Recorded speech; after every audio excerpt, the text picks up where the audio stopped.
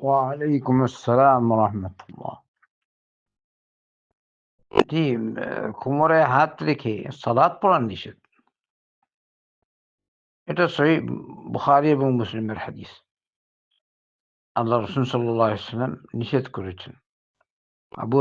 আবু হুরায়রা রাদিয়াল্লাহু আনহু বলেন, নাহা রাসূলুল্লাহ সাল্লাল্লাহু আলাইহি ওয়াসাল্লাম আন ইউসাল্লিয়া আর-রাজুলু মুখতাসিরান।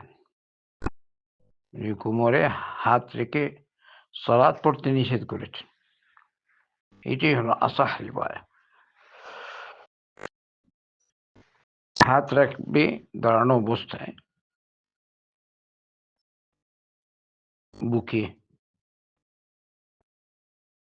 যেরকম আমরা রাখি। আর ইখতিলাফ তো আছেই, আপনার জানেন মাসলা। তো যেরকম রাখার ওইরকম রাখবে,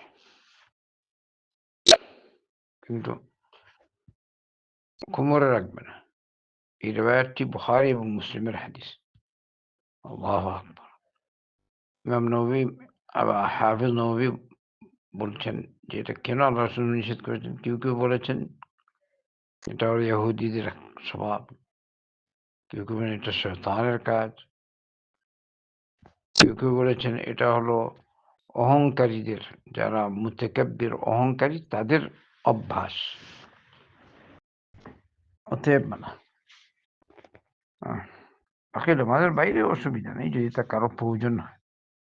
প্রয়োজনেই তো মানুষ হয়তো কখনো কোমরে হাত রাখতে পারে এরকম করে, আর নেই না। এটি আসাহ রিওয়ায়াহ। এর পূর্বে বলেছিলাম, আপনি হয়তো শুনেননি। বারাকাল্লাহু ফিক।